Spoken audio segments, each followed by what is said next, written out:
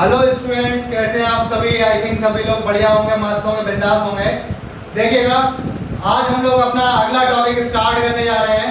हमारा अगला टॉपिक है गॉस थ्योरम और उसके साथ साथ में हम लोग पढ़ेंगे इलेक्ट्रिक फ्लक्स। यानी कि आपका फर्स्ट चैप्टर का जो सेकंड पार्ट हम लोग लेके जा रहे हैं, वो सेकंड पार्ट में हम लोग पढ़ेंगे electric flux and Gauss theorem. तो देखिएगा, शुरुआत कर रहे हैं सबसे पहले हम लोग इलेक्ट्रिक फ्लक्स को। तो सिंपल सी लैंग्वेज है, सिंपल सी कुछ डेफिनेशंस हैं जो कि हमको ध्यान में रहनी चाहिए, सिर्फ और सिर्फ ध्यान में रखनी है। हमको लर्न नहीं करना है, हमको सिर्फ समझना है उसको। मैं विशाल सारस्वत आप सभी का स्वागत करता हूँ केएस साइंस मंत्रा में, जहाँ पर आप लोग पढ़ते नहीं सीखते हैं। और सीखने के लिए स्टार्ट कर रहे हैं आपका टॉपिक जो कि मैंने आपको अभी बताया, इलेक्ट्रिक फ्लक्स। तो शुरुआत करें इलेक्ट्रिक फ्लक्स को।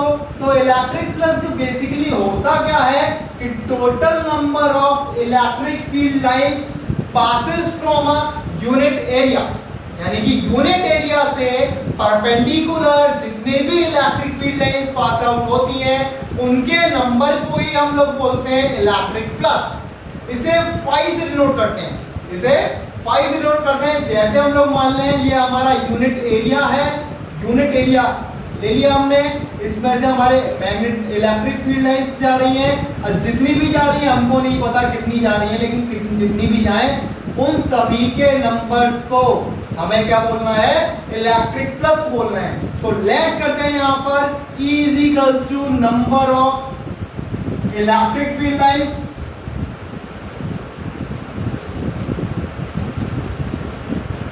A is equals to area, theta is equals to angle. तो शुरुआत करें फाई से डिनोट करते हैं। तो फाई इज इक्वल्स टू हमारे पास में आता है EA cos थीटा। क्या आता है? EA cos थीटा आता है। चूंकि यहाँ पर cos थीटा आया है इसलिए हम यहाँ पर समझ जाएंगे कि ये जो क्वांटिटी है वो स्केलर क्वांटिटी है, यानी कि इसके अंदर हमारे पास में क्या होगा, जो प्रोडक्ट होगा वो स्क्वायर प्रोडक्ट होगा। और स्केलर प्रोडक्ट के लिए अगर हम लिखना चाहें तो phi vector is equals to कितना हो जाएगा, E vector dot A vector. कितना हो जाएगा, E vector dot A vector हो जाएगा। अगर हम यहाँ से कुछ केसेस की बात करते हैं, क्या करते हैं, कुछ केसेस की बात करते हैं, उस कुछ केसेस के अंदर हमारे पास में क्या आएगा,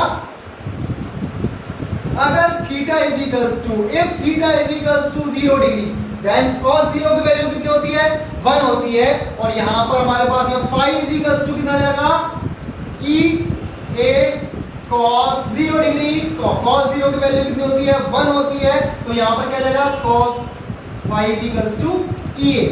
if theta is equals to 90 degree, अब थीटा की वैल्यू कितनी हो गई, 90 डिग्री हो गई। और जब 90 डिग्री हो जाएगी, कितनी हो जाएगी, 90 डिग्री हो जाएगी, तो उस कंडीशन में हमारे पास में क्या आ जाएगा, यहां पर हम लोग देखते हैं उस कंडीशन में हमारे पास में आएगा फाई इज इक्वल्स टू 0 डिग्री, सॉरी 0 हो जाएगा।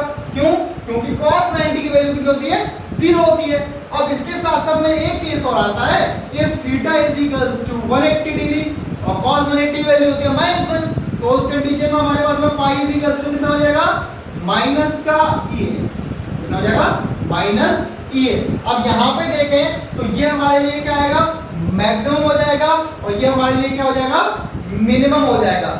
अगर हमसे बोलता है कि हमारा जो इलेक्ट्रिक फ्लक्स है वो कैसा है, मैक्सिमम है, तो हमें सिंपल सी बात है थीटा इज इक्वल्स टू हमें कितना हो जाएगा, 0 डिग्री हो जाएगा। अगर बोलता है मिनिमम है तो उस कंडीशन में क्या हो जाएगा, phi is equals to minus EA हो जाएगा। अब देखिएगा, हम अगला टॉपिक पढ़ते हैं। आपका अगले टॉपिक के अंदर हम लोग पढ़ेंगे सॉलिड एंगल। क्या पढ़ेंगे, सॉलिड एंगल पढ़ेंगे। तो सॉलिड एंगल पढ़ लेते हैं। सॉलिड एंगल के लिए देखिएगा, अब सॉलिड एंगल क्या होता है कि आपके पास में जो भी चीजें हैं, कौन सी चीजें हैं, जो भी चीजें हैं सॉलिड एंगल, यानी सॉलिड पे बना हुआ एंगल, सॉलिड पे बना हुआ एंगल, सॉलिड पे बना हुआ एंगल, नहीं देखे यहाँ पर, यानी कि ऐसा एंगल, जैसे मान लीजिए हमारे पास में एक है स्फीयर है और यहाँ पर हमने क्या बना लिया, कोई भी आर्क ले लिया एलिमेंटल एरिया का, और ये एलिमेंटल एरिया यहाँ पर यानी सेंटर पर जितना भी एंगल बनाता है उस एंगल को हम लोग क्या बोलते हैं, सॉलिड एंगल बोलते हैं। अगर आप लोग इसकी डेफिनेशन देना चाहें तो डेफिनेशन क्या होती है, the angle form by an arc to complete elemental area at the centre of solid sphere is known as a solid angle. Clear है, कोई दिक्कत तो नहीं है। अब सॉलिड एंगल के लिए डिनोट करते हैं सॉलिड एंगल को ओमेगा से, या हम लोग कहें डी ओमेगा से। D omega is equals to होता है, मान लीजिए यहाँ पर थीटा एंगल बना रहा है तो ये क्या हो जाएगा हमारे पास में, D omega is equals to D A cos theta by R square. क्या हो जाएगा, D omega is equals to और D A cos theta by R square हो जाएगा। अब यहाँ पर देखिएगा, बहुत इंपॉर्टेंट चीज बता रहा हूँ, एक छोटी सी चीज है। अगर हम लोग स्फीयर के लिए बात करते हैं तो डी ओमेगा की वैल्यू जो आती है वो आती है हमारे पास में 4 पाई। कितनी आती है, 4 पाई आती है। तो एक और टॉपिक हमारा कंप्लीट हो गया सॉलिड एंगल। इसके साथ साथ में अब हम लोग एक छोटा सा टॉपिक और स्टार्ट कर रहे हैं। उस छोटे से टॉपिक में हम लोग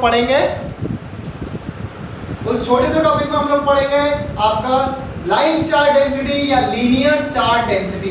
लाइन चार्ज डेंसिटी की हम लोग शुरुआत कर रहे हैं, तो लाइन चार्ज डेंसिटी को या लीनियर चार्ज डेंसिटी को हम लोग समझ लेते हैं कि आखिरकार ये होता क्या है। तो देखिएगा, समझने के लिए सबसे पहले अगर हम लोग शुरुआत करें तो लीनियर चार्ज डेंसिटी जो होती है वो होती है हमारे पास में जितना भी चार्ज एक यूनिट लेंथ के वायर पर प्रेजेंट होता है उसको हम लोग बोलते हैं लीनियर चार्ज डेंसिटी। तो देखिएगा, लिख लेते हैं इस चीज को, लीनियर या लाइन चार्ज डेंसिटी लैम्डा से रिप्रेजेंट करते हैं। किससे रिप्रेजेंट करते हैं, लैम्डा से रिप्रेजेंट करते हैं। लेट कर लेते हैं कि एल लेंथ पर कितना चार्ज है, क्यू चार्ज है। एल लेंथ पर चार्ज कितना हमारे पास में, क्यू चार्ज है। और अगर यूनिट लेंथ की बात कर रहे हैं ना तो यूनिट लेंथ पर कितना हो जाएगा हमारे पास में, क्यू बाय एल हो जाएगा। जब ये क्यू बाय एल हो गया और इसी चीज को हम लोग क्या बोलते हैं, लीनियर चार्ज डेंसिटी लैम्डा। तो लैम्डा इज इक्वल्स टू कितना हो जाएगा हमारे पास में, क्यू बाय एल हो जाएगा। अगर हम यहाँ पे इसकी यूनिट की बात करें तो इसकी जो यूनिट होती है वो क्या होती है हमारे पास में, चार्ज यूनिट कूलम और लेंथ की यूनिट मीटर। कूलम मीटर इसकी क्या हो जाएगी, कूलम पर मीटर हो जाएगी इसकी यूनिट। तो यहाँ तक हमारे पास में क्लियर हो गया होगा। आगे देखते हैं इसी टॉपिक में, अगला टॉपिक आता है हमारे पास में सरफेस चार्ज डेंसिटी या लीनियर सरफेस चार्ज डेंसिटी या एरियल चार्ज डेंसिटी। तो देखिएगा, एरियल और सरफेस चार्ज डेंसिटी। तो देखिएगा, जैसे हमने लीनियर चार्ज डेंसिटी के लिए एल को लिया है वैसे हम लोग क्या करेंगे, एरियल के लिए एरिया ले लेंगे या फिर सरफेस ले लेंगे। तो देखिएगा, हम लोग बात करते हैं इसकी, यानी कि अगर हमारे पास में ए एरिया पर चार्ज कितना है, क्यू चार्ज है, तो यूनिट एरिया पे कितना हो जाएगा हमारे पास में, क्यू बाई ए हो जाएगा। यानी इसका मतलब क्या हो गया, the charge present at a unit area is known as a areal charge density या linear charge density. It is represented by sigma. तो सिग्मा इज इक्वल्स टू कितना हो जाएगा हमारे पास में, क्यू बाई ए हो जाएगा। इसकी यूनिट की बात करेंगे तो कूलम पर मीटर स्क्वायर, यानी एरिया का जो यूनिट होता है वो मीटर स्क्वायर होता है। ये क्या हो जाएगा हमारे पास में, लीनियर या एरियल या सरफेस चार्ज डेंसिटी। तो देखिएगा, इतना टॉपिक हमारे पास में, 2 टॉपिक ही हमारे कंप्लीट। देखिएगा, लीनियर चार्ज डेंसिटी हमारा टॉपिक कंप्लीट है। इसके बाद में हम लोग स्टार्ट कर रहे हैं आपका मेन टॉपिक गॉस थ्योरम। तो देखिएगा, गॉस थ्योरम क्या होता है, the total flux coming out from any bounded surface या और any bounded area is equal to the Q by epsilon naught. यानी कि जितना भी फ्लक्स कमिंग आउट हो रहा है, the coming out flux is equal to the bounded charge का epsilon naught time 1/, epsilon naught time. यानी कि किसी भी बाउंडेड एरिया से जो फ्लक्स पास आउट होता है वो इक्वल होता है जो चार्ज बाउंडेड है उस चार्ज बाउंडेड का एप्सिलॉन नॉट टाइम, यानी 1/, epsilon naught time. Epsilon naught time नहीं, 1/, एप्सिलॉन नॉट टाइम, यानी phi is equals to q by epsilon naught. इसके साथ साथ में अब हम लोग देखते हैं प्रूफ। क्या देखते हैं, प्रूफ देखते हैं इसका ही, यानी जो हमारे पास में ये टॉपिक है गॉस थ्योरम, उस गॉस थ्योरम का हम लोग प्रूफ देखते हैं। तो प्रूफ क्या होता है देखिएगा, हमें पता है फाई इज इक्वल्स टू क्या होता है हमारे पास में ई ए कॉस थीटा। अगर मैं डी फाई की बात करूंगा तो कितना हो जाएगा ई डी ए, क्या हो जाएगा D phi is equals to कितना हो जाएगा E D A cos theta. अब देखिएगा ये तो हमारे पास में आ गया इतनी सी बात। अब e की वैल्यू क्या होती है, e इज इक्वल्स टू होता है हमारे पास में 1/4 pi epsilon naught q by r square. इस वैल्यू को हम लोग ऊपर पुट कर रहे हैं तो क्या हो जाएगा d phi is equals to 1/4 pi epsilon naught q by r square dot dA cos theta. अब देखिएगा dA cos theta is equals to हमने क्या लिखा था, हमने लिखा था d ओमेगा सॉलिड एंगल। क्या लिखा था हमने, सॉलिड एंगल लिखा था। तो देखिएगा अब यहां पर लिख रहे हैं d phi is equals to हमारे पास में क्या हो जाएगा 1/4 pi epsilon naught q into d omega. अब d omega is equals to हमने वाले क्या लिखा था 4 पाई लिखा था। हम लोग ये सारी चीजें पहले कर चुके हैं। अब इस वैल्यू को ऊपर पुट करेंगे तो d phi is equals to कितना हो जाएगा हमारे पास में 1/4 pi epsilon naught q into 4 pi, और इस 4 पाई से ये 4 पाई कैंसिल आउट हो गया तो फाई इज इक्वल्स टू हमारे पास में क्या आ गया q बाय एप्सिलॉन नॉट। यही हमारा क्या है गॉस थ्योरम। तो यहां तक हमारे पास में कंप्लीट हो चुका है। इसके बाद में अब हमारे जो मेजर टॉपिक्स हैं जो हमारे क्वेश्चन पेपर में आते हैं वो मेजर टॉपिक्स हैं एप्लीकेशंस ऑफ गॉस थ्योरम। क्या है एप्लीकेशंस ऑफ गॉस थ्योरम है। एप्लीकेशंस ऑफ गॉस थ्योरम हम लोग पहले पढ़ेंगे electric field intensity due to a infinite length wire. इसके लिए इनफिनिट लेंथ वायर के लिए बात करेंगे। तो स्टार्ट करते हैं उसको भी। अब स्टार्ट करने पे देखेंगे तो सबसे पहले हम लोग देखें डायग्राम। डायग्राम देखने पे देखिएगा अगर हमारे पास में वायर है, क्या है वायर है, तो वहां पर कैसा वायर है वो चार्ज्ड वायर है। कैसा वायर है चार्ज्ड वायर है। तो देखिएगा चार्ज वायर हम लोगों ने पहले बना लिया है। ये हमारे पास में क्या है कोई भी चार्ज वायर है फाइनाइट लेंथ इनफिनिट लेंथ का। और जब वायर के केस में ये क्या है इसका चार्ज हमारे पास में क्या है q चार्ज है। कितना चार्ज है q चार्ज है। तो q चार्ज के लिए देखेंगे इसके साथ में जो बनेगा जो गॉसियन सरफेस होगा वो कैसा होगा आपका सिलेंड्रिकल होगा, क्योंकि कोई भी वायर कैसा होता है सिलेंड्रिकल ही होता है। तो देखिएगा जो फ्लक्स पास आउट होगा वो कहां से पास आउट होगा, इस एरिया से पास आउट होगा और एक इस एरिया से पास आउट होगा। अगर यहाँ पे देखें तो यहाँ पे एंगल कितना बनेगा बेटा 90 डिग्री का बनेगा। कितना बनेगा 90 डिग्री का बनेगा। और यहाँ पे जो फ्लक्स होगा वो कितना हो जाएगा 0 हो जाएगा। कितना हो जाएगा 0 हो जाएगा, क्योंकि cos 90 वैल्यू 0 होती है, हम लोग पहले पढ़ चुके हैं। यहाँ पे देखें तो देखिएगा E और A दोनों की डायरेक्शन क्या रहेगी, यही रहेगी। क्या रहेगी, यही रहेगी। और यहाँ पे थीटा इज इक्वल्स टू कितना रहेगा हमारे पास में 0 रहेगा, और थीटा इज इक्वल्स टू 0 यानी फाई इज इक्वल्स टू कितना हो जाएगा हमारे पास में A हो जाएगा। कितना हो जाएगा EA हो जाएगा। तो वैल्यूज को पुट करते हैं तो नेट प्लस के कितना होगा, इसे मान लो फाई 1, इसे मान लेते हैं फाई 2। तो net plus phi is equals to कितना हो जाएगा हमारे पास में फाई 1 प्लस फाई 2। कितना हो जाएगा फाई 1 प्लस फाई 2 हो जाएगा। और फाई 1 प्लस फाई 2 हो गया हमारे पास में, तो लिख देते हैं value phi is equals to कितना हो जाएगा, ये हमारा 0 है, ये क्या हमारे पास में EA है। तो फाई इज इक्वल्स टू कितना हो जाएगा EA हो जाएगा। कितना हो जाएगा फाई इज इक्वल्स टू कितना हो जाएगा EA हो जाएगा। क्लियर है, कोई दिक्कत तो नहीं है।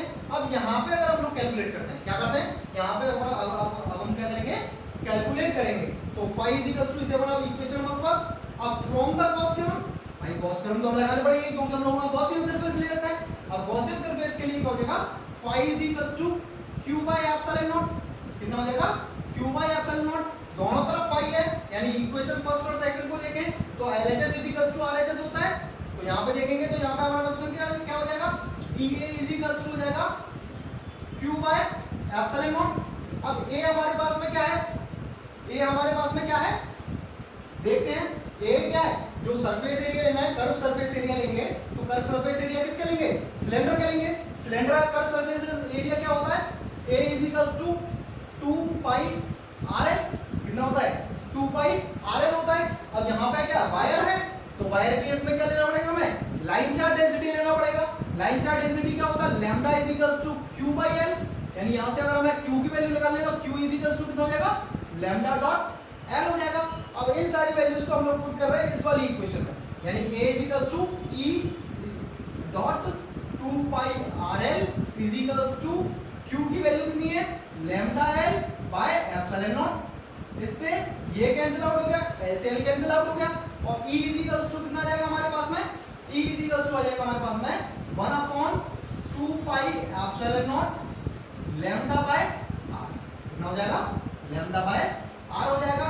अगर हमें वैल्यूज और देखनी है तो ऊपर 2 का मल्टीप्लाई करते हैं, नीचे 2 का मल्टीप्लाई करते हैं। तो मल्टीप्लाई करेंगे तो e इज इक्वल्स टू कितना हो जाएगा 1 upon 4 pi epsilon not 2 lambda by r। कितना हो जाएगा 2 लैम्डा बाय r हो जाएगा। मैंने ये इसलिए किया 2 का मल्टीप्लिकेशन इसलिए किया है, क्यों किया है, क्योंकि मेरे को पता है 1 upon 4 pi epsilon naught is equals to कितना होता है 9 into 10 to the power 9 होता है। इस वैल्यू को लाने के लिए मैंने वहां पर क्या किया है 2 का ऊपर नीचे मल्टीप्लाई कर दिया है। तो इस चीज को आप लोग देखेंगे, ये आपका क्या होगा फर्स्ट एप्लीकेशन कंप्लीट हो गया। यानी कि आपके पास में क्या है electric field intensity due to a dipole, sorry electric field intensity by Gauss theorem, किसके लिए किसी भी इंफिनिटी लेंथ वायर के लिए। कोई दिक्कत तो नहीं है, कोई इशू तो नहीं है। अगर कोई इशू हो तो आप मेरे को बता सकते हैं, मेरे साथ में आप जोड़ सकते हैं। देखिएगा अगला एप्लीकेशन हमारे पास में आता है electric field due to an infinity plane plate और शीट। क्या electric field due to an infinity plane sheet और प्लेट। अब देखते हैं, तो यहाँ पे अब आप देखना स्टार्ट कर रहे हैं, करना स्टार्ट कर रहे हैं। तो देखिएगा यहाँ पे सबसे पहले हमें क्या बनाना पड़ेगा, पहले प्लेन शीट बना लेते हैं। और प्लेन शीट के साथ साथ में हम आगे स्टार्ट करते हैं। क्या स्टार्ट करते हैं, देखिएगा मैंने ये बना लिया, कोई भी शीट बना लिए। जो भी प्लस पास आउट होगा वो यहां से पास आउट होगा और यहां से पास आउट होगा, दो एरियाज में पास आउट होगा। इसे मान लेते हैं हमारे पास में φ1, इसे मान लेते हैं हमारे पास में φ2 मान लेते हैं। क्लियर है। अब एंगल देखेंगे तो देखिएगा ई भी इस साइड में होगा, ए भी इस साइड में होगा, यहाँ पर भी ई इस साइड में होगा और ए भी इसी साइड में होगा।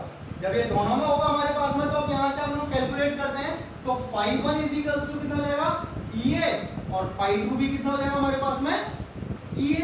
क्योंकि अब देखिएगा अपोजिट डायरेक्शन नहीं लेंगे, डायरेक्शन की यहाँ पर हम लोग बात नहीं करेंगे, क्योंकि जो हमारा फाई है, जो फ्लक्स है, वो कैसा होता है स्केलर होता है। अब दोनों को क्या करना है, नेट फाई के लिए बात करेंगे। तो net phi is equals to कितना हो जाएगा हमारे पास में φ1 प्लस φ2। अब फाई इज इक्वल्स टू कितना हो जाएगा EA प्लस EA। इसको कैलकुलेट करेंगे कितना हो जाएगा 2EA हो जाएगा। फाई इज इक्वल्स टू, कोई दिक्कत तो नहीं है। अब गॉस थ्योरम लगाते हैं, from the Gauss theorem, from the Gauss theorem. और गॉस थ्योरम क्या कहती है, गॉस थ्योरम कहती है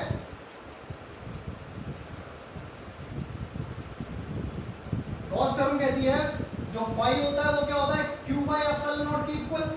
अब यहां से हमें Q की वैल्यू निकालनी है, क्योंकि हम सरफेस की बात कर रहे हैं, तो सरफेस चार्ज डेंसिटी लेना पड़ेगा। यानी कि सिग्मा इज इक्वल्स टू क्या होता है Q बाय A होता है। क्या होता है Q बाय A होता है। तो Q इज इक्वल्स टू कितना हो जाएगा सिग्मा डॉट A हो जाएगा। वैल्यूज को पुट करते हैं यहाँ पर, तो क्या हो जाएगा Q बाय एप्सिलॉन नॉट। यानी ये इक्वेशन नंबर फर्स्ट, ये इक्वेशन नंबर सेकंड, दोनों आपस में इक्वल हो जाएंगे। इज इक्वल्स टू कितना जाएगा 2EA हो जाएगा। Q की वैल्यू को पुट करते हैं तो क्या हो जाएगा sigma dot A upon epsilon naught is equals to 2EA हो जाएगा। A से A कैंसिल आउट हो जाएगा, तो E की वैल्यू कितना आ जाएगा हमारे पास में सिग्मा बाय 2 एप्सिलॉन नॉट। ये आपका अनदर जो टॉपिक था वो कंप्लीट हो जाएगा है। और इसी के साथ साथ आपका जो सेकंड टॉपिक था इस फर्स्ट चैप्टर का, वो भी कंप्लीट हो चुका है। आप मेरे साथ जुड़ सकते हैं, अगर आपको कोई भी डाउट आ रहा है आप पर्सनली मेरे साथ जुड़ सकते हैं। मैंने पिछली वाली वीडियोस में आप लोगों को बता दिया था मेरे एड्रेस क्या क्या है, आप मेरे को कहाँ कहाँ पर जुड़ सकते हैं। आप मेरे साथ जुड़ सकते हैं मेरे व्हाट्सएप पर, टेलीग्राम चैनल पर। उसके साथ साथ अगर आप ऑनलाइन या लाइव क्लासेस लेना चाहते हैं तो लाइव क्लासेस के लिए आप मेरे साथ जुड़ सकते हैं कहाँ पर, मेरे टीचमेंट ऐप पर। जो टीचमेंट की जो वेबसाइट है वो है मेरे पास में ksm2015.teachment.in पर। इसके साथ साथ मैं मेरे व्हाट्सएप नंबर पर 8126361993 पर। तो ये हमारे पास में दो एड्रेसेस हैं, टेलीग्राम चैनल आप लोगों का आपकी कोचिंग सेंटर का नाम है K.S.Science मंत्रा। तो इसी के साथ हम लोग अपनी इस वीडियो को समाप्त करते हैं, आपके टॉपिक को समाप्त करते हैं। अच्छे रहें, मस्त रहें, बिंदास रहें। Thank you.